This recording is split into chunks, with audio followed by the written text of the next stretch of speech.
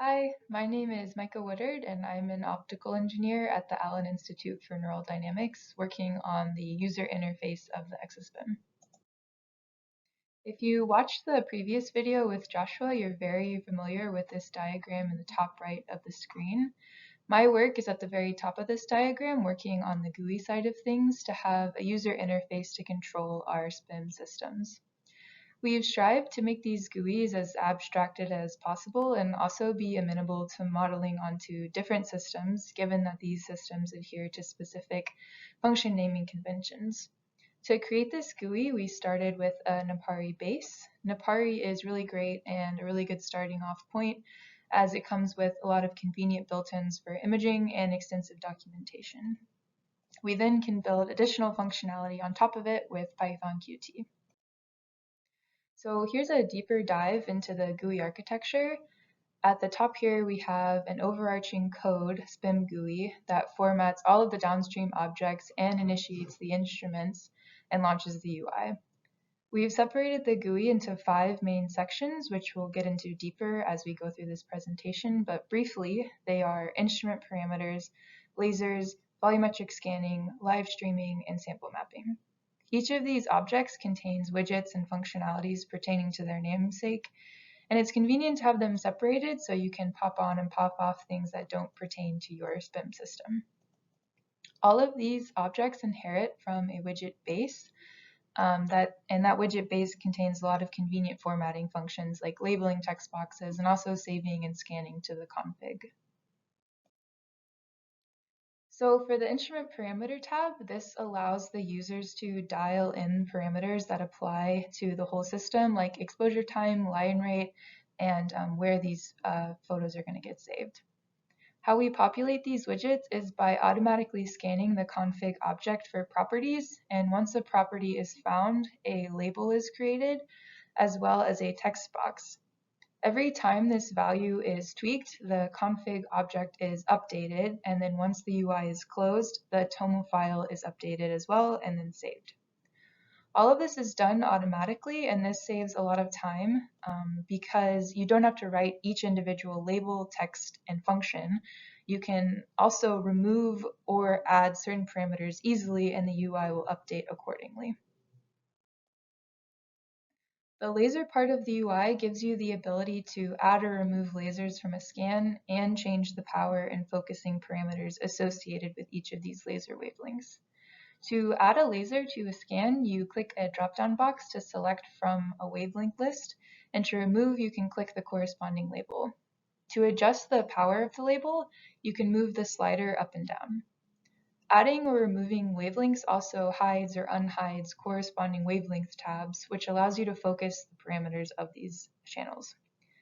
Each dial shown is automatically populated from the config, similar to how the instrument parameters are also created.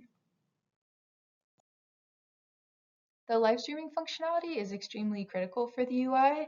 It allows you to see where you are in the tissue and how your instrument is focused for an upcoming scan.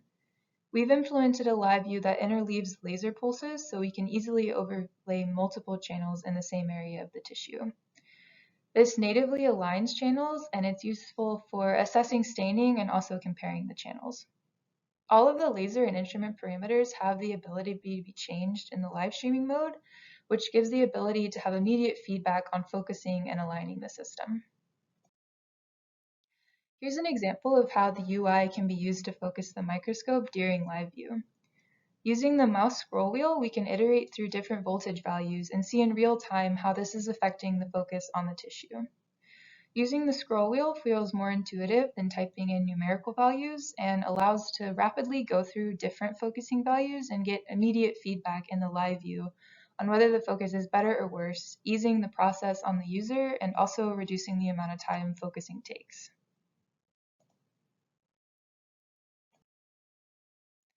Another UI feature to aid in setting up an acquisition is the sample map.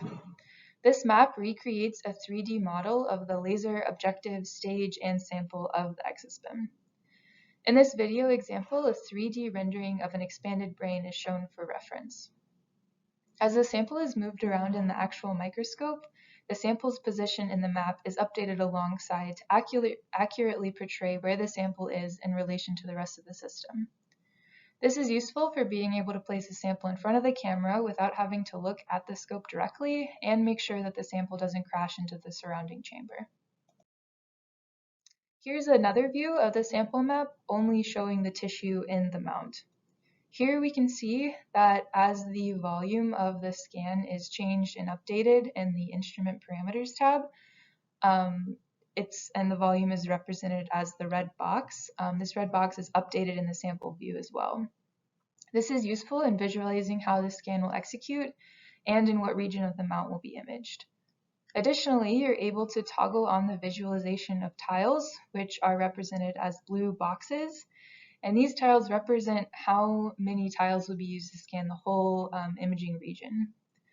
Optimizing the number of tiles greatly reduces imaging time as the field of view of the Exa-SPIM is so large, so you want to use as least amount of tiles as possible.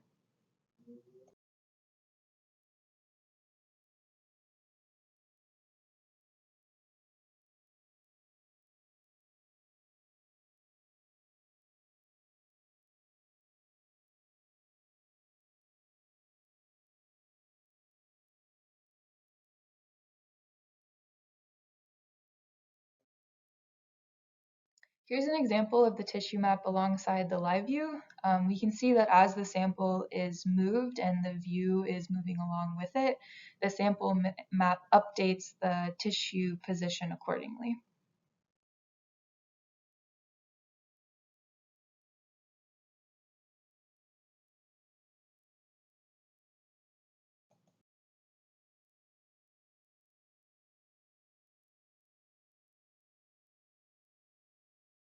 So finally, we can piece together all of these components that we've gone through together to create a cohesive UI. We first start out with our instrument parameters, which allows us to change parameters such as experimenter, file saving locale, and adjusting the scanning volume.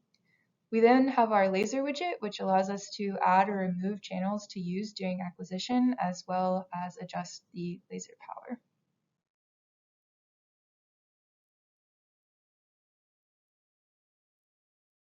We have our laser tab, which also allows us to fine-tune hardware specs to focus the light sheet onto the tissue.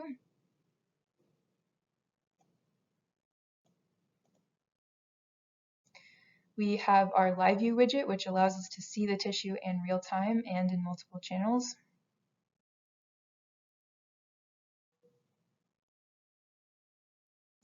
This live view mold also presents the stage coordinates as we move through the tissue.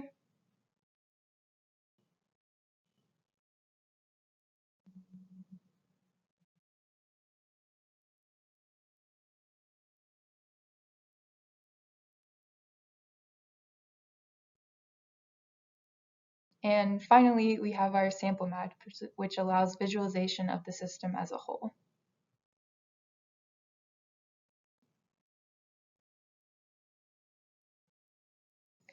After going through this whole process, to start the scan, we can press our Start Volumetric Imaging button on the main window tab.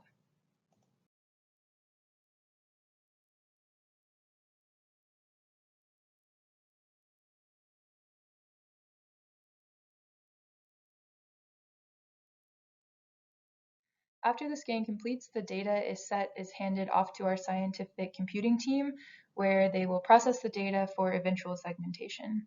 The next two videos with Cameron and Anna will go further into this process. Thank you so much for your time.